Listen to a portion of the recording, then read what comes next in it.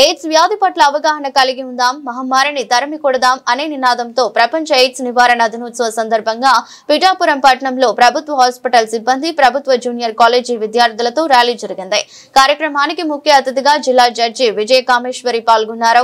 ఈ సందర్భంగా ప్రభుత్వ కాలేజీ ప్రిన్సిపాల్ వి కేశవరావు, హాస్పిటల్ సూపరింటెండెంట్ కీర్తి ప్రియ మీడియాతో మాట్లాడుతూ ఎయిడ్స్ వ్యాధి అంటువ్యాధి కాదని, కావాలని అంటించుకుంటే వచ్చే వ్యాధిని అన్నారు. హెచ్ఐవి పాజిటివ్ ఉన్న వ్యక్తులు దగ్గర ఉండడం వలన హెచ్ఐవి ఇతరులకు సోకదని తెలిపారు. కౌగిలించుకోవడం లేదా ముద్దు పెట్టుకోవడం ద్వారా హెచ్ఐవి రాదని కూడా అన్నారు. నేను డాక్టర్ ఎన్ కీర్తి ప్రియ, చిన్నపిల్లల వైద్యురాలు. ఇక్కడ పిఠాపురం గవర్నమెంట్ ఆసుపత్రికి సూపరింటెండెంట్.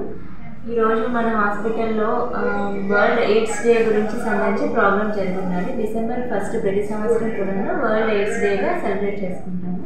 దీంట్లో ముఖ్యంగా ఎందుకని ఈరోజు ఇలా చేసుకుంటున్నాము అంటే అందరికీ అవగాహన కల్పించడం గురించి. అసలు ఎందుకు అనేది, ఈ హెచ్ఐవి అనేది ఎందువల్ల వస్తుంది, రాకుండా ఎలా చేసుకోవచ్చు, వచ్చిన తర్వాత ఎలాంటి ఆ జాగ్రత్తలు తీసుకోవాలనే దాని గురించి ఈరోజు అవేర్నెస్ ప్రోగ్రామ్ అన్నమాట. నేషనల్ వరల్డ్ ఎయిడ్స్ డే ఈరోజు అంటే మొత్తం ప్రపంచం అంతా కూడా ఈరోజు వరల్డ్ ఎయిడ్స్ డేగా జరుపుకుంటారు.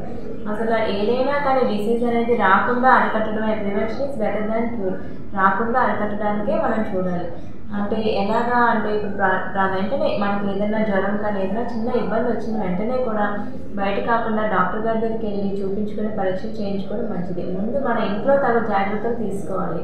అంటే పౌష్టికాహారం తీసుకోవడం కానీ, వేరే వాళ్ళ నుంచి ఒకరికి మనకి ఇచ్చే జ్వరాలు కానీ అలాంటివి ఉంటాయి కాబట్టి దగ్గు, జలుబు, రొంప ఇవన్నీ కూడా వచ్చే అవకాశాలు ఉంటాయి.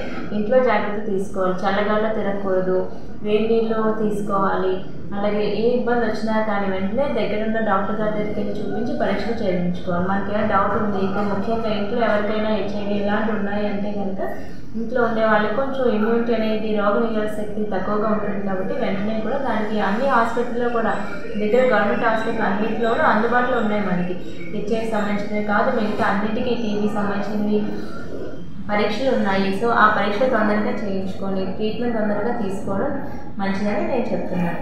తర్వాత అలాగే హెచ్ఐవి వచ్చిన వాళ్ళకి కూడా అంటే రాకుండా మనం చూసుకోవచ్చు. మంచి పౌష్టికాహారం తీసుకోవడం ద్వారా, వెంటనే పరీక్షలు చేయించుకోవడం ద్వారా రాకుండా చేయొచ్చు. వచ్చిన తర్వాత ఏం చేయాలి, పేషెంట్లు కూడా వాళ్ళు భయపడకూడదు. ఫస్ట్ ఆఫ్ ఆల్ ధైర్యంగా ఉండాలి. అన్ని డిసీజెస్ లాగా ఇది కూడా ఒకటి అంతే. దాన్ని ఏదో ప్రమాదకరమైనది లాగా చూడదు. దాని మాదేమి ప్రాణహాని జరిగేది కాదు. దానికి మందులు వచ్చి పరీక్షలు చేయించుకొని మందులు తీసుకోవడం వల్ల వాళ్ళకి ఎలాంటి ఇబ్బంది రాదు. అలాగే వాళ్ళతోనే ఉన్న కుటుంబ సభ్యులకు కూడా ముట్టుకోవడం వలన, భోజనం చేయడం వలన, కలిసి ఒక ఇంటి దగ్గర ఉండడం వలన ఎవరికి కూడా ఎలాంటి ఇబ్బంది రాదు, వాళ్ళకి హెచ్ఐవి రాదు. ఎప్పుడైతే వాళ్ళ రక్తం తగ్గుతుందో అలాంటి సమయంలో మాత్రమే వాళ్ళకి వచ్చే ప్రమాదం ఉంటుంది. అది కూడా జాగ్రత్తగా ఉండడం వల్ల మనకి ఎలాంటి ఇబ్బందులు రాదు.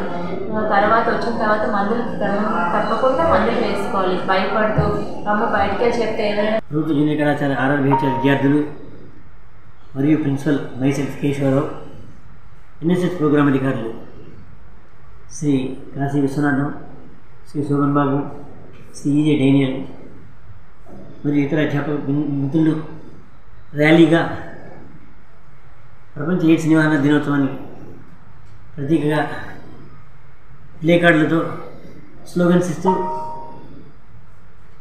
ఎయిడ్స్ వ్యాధి నివారణకు తీసుకోవాల్సిన జాగ్రత్తల గురించి ప్రజలకు వివరిస్తూ ఈ ర్యాలీ స్థానిక గవర్నమెంట్ హాస్పిటల్కి చేరుకుంది. గవర్నమెంట్ హాస్పిటల్లో సిబ్బంది, హాస్పిటల్ వైద్యాధికారి శ్రీమతి కీర్తి మరియు ఇతర హాస్పిటల్ సిబ్బందితో కలిసి గవర్నమెంట్ హాస్పిటల్ నుండి ఉప్పాడ సెంటర్ వరకు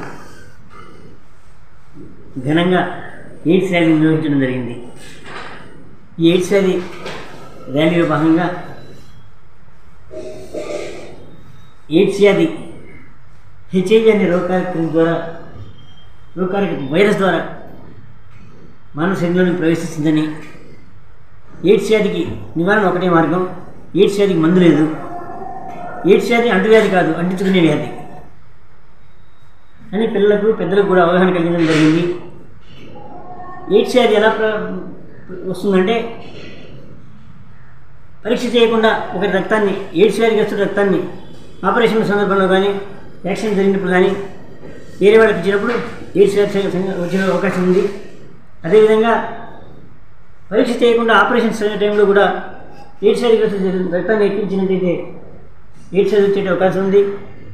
ఇంకోటి విచ్చలవిడి శృంగారం, పరిస్థితులతో ఈ లైంగిక సంబంధాలను పెట్టుకున్నట్లయితే వాళ్ళ ద్వారా ఎయిడ్స్ వ్యాధి సంక్రమించే అవకాశం ఉంది. ఈ ముఖ్యమైన కారణాలు తప్ప ఏ రకంగా కూడా ఎయిడ్స్ వ్యాధి మనకు సోకదు. దీని మీద అనేక అపోహలు ఉన్నాయి. ఎయిడ్స్ వ్యాధిగ్రస్తుడు భోజనం చేసిన ప్లేట్లో మనం భోజనం చేయొచ్చు, అతను తాగిన మంచినీళ్ళు తాగిన గ్లాసులో మంచినీళ్ళు తాగొచ్చు, టీ తాగిన గ్లాసులో టీ తాగొచ్చు. వీటి వల్ల ఎయిడ్స్ వ్యాధి రాదు. ఎందుకంటే ఎయిడ్స్ క్రిమి HIV virus human immuno virus బయటకు వచ్చిన తర్వాత 30 సెకండ్లు మాత్రమే బ్రతుకుంటుంది. కాబట్టి సాధ్యం కాదు బయటకు వచ్చి బ్రతుకుండి వేరే వాళ్ళకి ఎఫెక్ట్ ఇవ్వడానికి. ఎఫెక్ట్ ఎప్పుడు ఇస్తుందంటే డైరెక్ట్ కాంటాక్ట్, సెక్జువల్ కాంటాక్ట్ ద్వారా లేదా రక్తాన్ని ఎక్కించడం ద్వారా.